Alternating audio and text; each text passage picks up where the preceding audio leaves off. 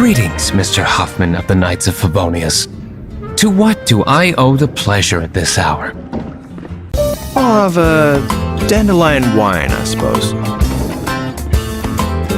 I thought I might indulge myself with a beverage or two. Mr. Huffman, your dandelion wine. A few moments later. Captain Kaeya is no doubt a formidable knight, but he also brings us more than his share of hassle.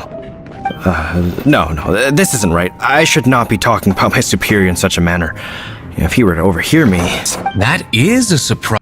Long story short, please see yourselves out. Master Diluc, please, have you no respect at all? How come you're sweating so much? Good day, sir!